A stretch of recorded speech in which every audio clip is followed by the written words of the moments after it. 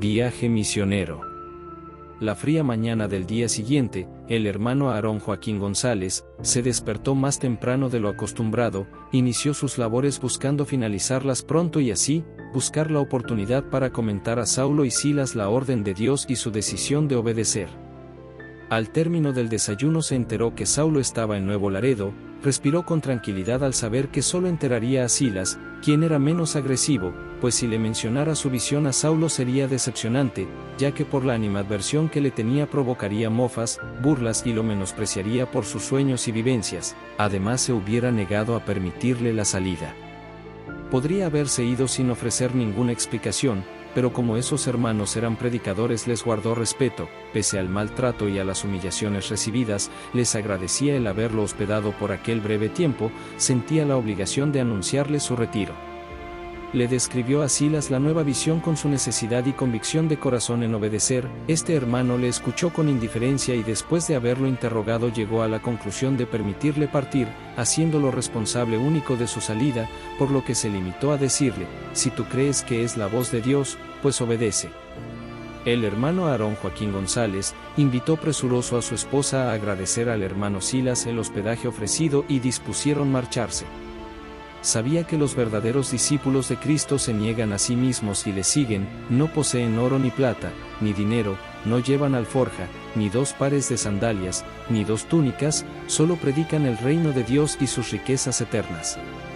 Rebosante de fe salió de su humilde cuarto, repartió sus pocas pertenencias, hecho que sorprendió a los presentes. No hubo equipaje que preparar, su camino era aquel dispuesto por Dios, Él era su faro y su guía, quien lo sustentaría.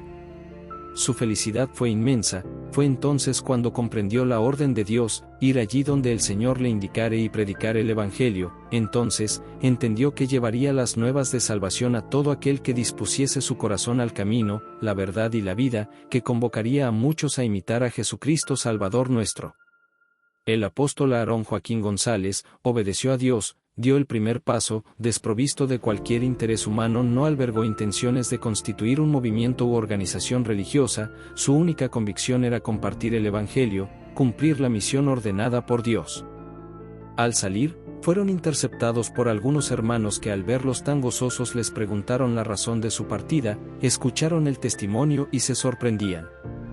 La noticia de su viaje se difundió rápidamente, todos comentaban sobre la orden de salir y como ellos mismos la habían presenciado, describían la manera en que Dios reveló esta orden al hermano Aarón Joaquín. Muchos se maravillaron por esta manifestación divina, sorprendiéndose mucho más al reconocer la abnegada obediencia de los escogidos de Dios. Le acompañaron 2 ancianitas, una joven estudiante, el hermano Margarito Roque y 4 hermanos más. Qué grato fue para el apóstol Aarón Joaquín, que por vez primera, algunos creyeran en las revelaciones que Dios le hacía, hermanos que además, le ofrecieron su apoyo incondicional en aquella aparente salida sin destino.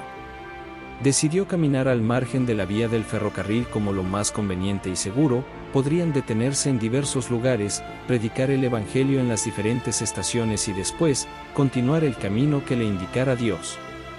La fe era para el apóstol un regalo certero de Dios, le ofrecía tranquilidad, esperanza cierta, gozo en lo que para muchos representa dificultad. Su convicción fue siempre creer en lo que está más allá de todas las cosas, en la fuerza de un Dios único y universal que le impulsó a seguir mucho más adelante, con más fuerzas, con más ánimo. Sabía que la pobreza, la enfermedad, el hambre sin la fe serían insoportables. El primer viaje del apóstol de la Restauración, Aarón Joaquín González, fue humilde y sencillo, solo con la ropa que llevaba puesta, sin equipaje, ni bolsa, un himnario y su Biblia, completaban su vestido. La escena colocaba a prueba su humildad, daba la impresión que de la sencillez levantó Dios lo más grande para avergonzar a ricos, sabios y entendidos. A cambio, su corazón se gozaba en la obediencia al mandamiento divino, allí radicó su riqueza, su alegría, su esperanza, su felicidad. Marchar por la vía del tren fue la indicación que Dios puso en su corazón. Mucho más grande fue la fe del elegido de Dios, que la más potente de las locomotoras. El apóstol sentía en su corazón el estremecer del impulso divino, sentía el estallido y los fuertes martillazos que aferraban los polines bajos los rieles de la carrilera. Ese era el camino, la fuerza poderosa que sentía en su espíritu y que paso a paso de su misión apostólica guardó en su corazón y realizó. La despedida de los hermanos fue cariñosa y tierna, y así felices, entonaron himnos y cantos mientras se perdían entre las calles y caminos de la ciudad. En su primera parada, oraron el apóstol Aarón Joaquín, su esposa y el pequeño grupo de hermanos que le acompañaban, colocaron su viaje en las manos de Dios. Allí llegó sobre el siervo de Dios la inspiración divina de dirigirse a la ciudad de Tampico. Así pues, inició la jornada, caminando con prudencia, alternando cantos, oraciones y comentarios. Entrada la tarde se dispusieron a descansar bajo la sombra de los árboles muy cerca de la estación. El apóstol Aarón Joaquín se durmió rápidamente, mas súbitamente se incorporó sobresaltado diciendo: «¿Qué pasa, hija? ¿De dónde viene ese ruido como un trueno, tan fuerte?». Ella respondió no haber oído nada. Sin embargo, él en su mente inexplicablemente escuchó nuevamente un estruendo más fuerte aún, que ahora le decía: «Un telegrama corrompido». El significado de esta nueva revelación quedó en suspenso, ya que se escuchó a poca distancia el silbato del tren que se aproximaba a la estación del lugar. El convoy se fue acercando y a poca distancia apreciaron en las ventanillas de uno de los vagones a los hermanos que habían acompañado a Saulo a Nuevo Laredo, los cuales al regresar y enterarse de su partida tomaron el tren para seguirlos. El tren se detuvo en la estación. Saulo y los demás bajaron y apresuradamente se acercaron al grupo y con evidente desprecio se dirigió al hermano Aarón. «Eres un malagradecido. ¿Cómo te atreviste a dejar la iglesia sin mi autorización? ¿Acaso crees que con el pretexto de tus continuas visiones puedes decidir largarte? ¿Cómo pudiste llevar contigo hermanos? Eres un malagradecido, Eusebio». El hermano Aarón, con humildad y sencillez, explicó que le tenía un permanente reconocimiento por haberle ofrecido alojamiento y comida, pero que durante ese tiempo su esposa y él mismo cubrieron con creces las labores domésticas que les encomendaron y que en cuanto a su salida él tenía que cumplir con la disposición de Dios, ya que ahora le ordenaba salir el día señalado. De todo esto ya está enterado el hermano Silas. Ante la réplica, Saulo cambió de estrategia y en acción rápida se tornó amable y dijo: «Quiero que regreses, todo cambiará a partir de hoy, serás tratado en forma diferente, te daremos otra ropa, la que llevas está vieja y sucia, te daremos otro cuarto, tu esposa tendrá menos trabajo en el servicio doméstico y se dedicará, cuando sea posible, a labores de evangelización». El apóstol Aarón Joaquín advirtió la actitud salamera, falsa y superficial de Saulo, tal como obra Satanás para obstaculizar a los hijos de Dios, de tal manera que rechazó rotundamente aquel ofrecimiento.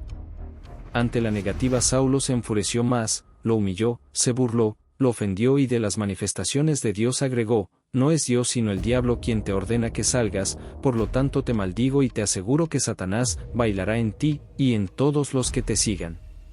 En medio de aquel momento, en el que era insultado, el ungido de Dios escuchó nuevamente aquel fuerte trueno transformado en palabras que le anunció: «Este es el telegrama corrompido, habla y no temas».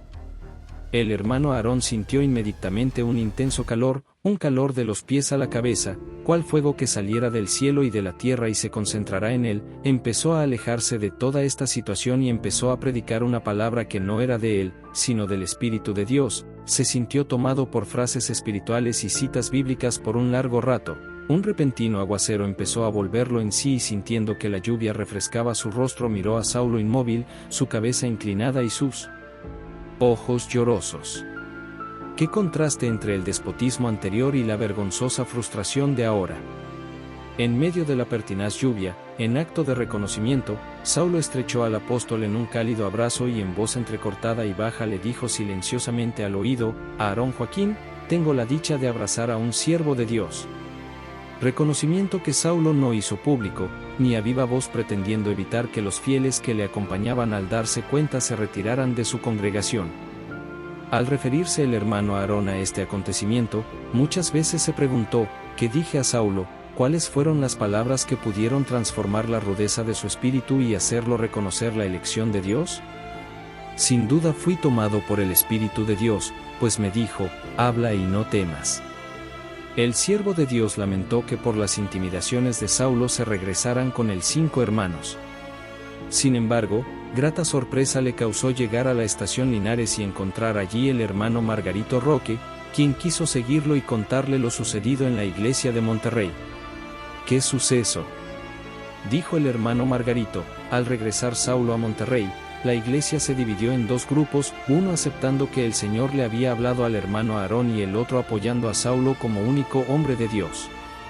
La fobia de Saulo hacia el hermano Aarón propició este acto grotesco. La disensión se alimentó por sí misma y se radicalizó al enfrentarse los dos grupos, pues los gritos y rechiflas sacaron a la luz los rencores, las venganzas, las fallas, las hipocresías y luego los golpes. Se maltrataban unos a otros. Tal fue la escena que se requirió la intervención de la policía para restablecer el orden. Luego de contarle lo acontecido, con sentida pena el hermano Margarito agregó: «Hermano Aarón, acepte mis disculpas por abandonarlo y haberme regresado a Monterrey, después de ser testigo de las disensiones, de las desviaciones pecaminosas de Saulo, la falsedad de la iglesia de Monterrey. Yo sí creo que usted es un siervo de Dios, permítame seguir acompañándolo». El hermano Aarón lo escuchó atentamente y con admirable seguridad en sí mismo precisó: «Hermano, el principal patrimonio de un cristiano es la fe. Y el que sigue a Cristo está sujeto a penalidades y conflictos. Sin embargo, no permita que nada le haga perder su fe. Recuerde que quien tiene fe tiene esperanza y quien tiene esperanza en Dios, lo tiene todo». Con esa fe admirable continuaron su caminata por el estado de Nuevo León, luego por el estado de Tamaulipas, atravesaron montes escabrosos, valles profundos, amplias llanuras, inclemencias del tiempo, momentos de silencio y soledad, vieron al buitre y al águila y planear sobre ellos. Por momentos, el sol los embestía implacable, otras veces compasivo, noches húmedas que filtraban el frío a través de sus deterioradas ropas. Al recorrer esas amplias extensiones, contemplaron acá y acullá algún rebaño vigilado por un solitario pastor, le hablaron de Jesucristo, oraban con él y continuaban su peregrinar. Después le hablaron a los vaqueros de las sabanas, al agricultor y al campesino, a los arrieros por los caminos, al rico aldeano que los escuchaba por cortesía o por indiferencia. Todo humano que se encontraron fue pretexto para transmitir las buenas nuevas de salvación. Pero no en todos está el recibir el mensaje de Cristo. Fueron acosados, persecuciones, hostigamientos, encarcelamientos, les lanzaron piedras, agua y basura, fueron humillados, menospreciados, ofendidos, eran expulsados de un lugar a otro, fueron tratados como delincuentes. Sin embargo, el hermano Aarón nunca tuvo miedo, su fe y su oración aumentaban la esperanza y ésta aseguraba la compañía permanente de Dios.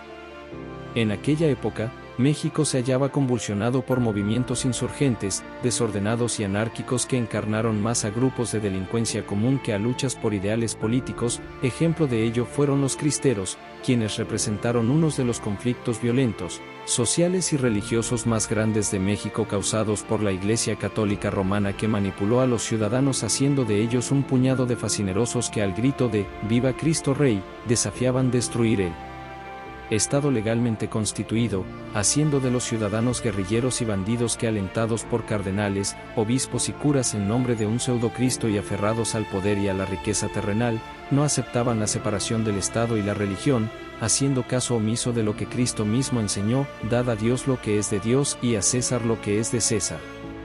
Todo este caos cristero fue promovido por altos jerarcas del episcopado romano desde el púlpito de las iglesias católicas, que en lugar de llevar el mensaje de Jesucristo fueron hacedores de injusticias, de asesinatos, violaciones, robos y todo tipo de transgresiones que hacen de esta iglesia hija del rey de las tinieblas y nunca del Dios de los cielos. Pero he allí, en este tiempo y espacio, que Dios y su Hijo Jesucristo vuelven a triunfar sobre la oscuridad al levantar un siervo de Dios, mensajero de paz, vida y esperanza en medio de un país y un mundo de confusión y desesperanza.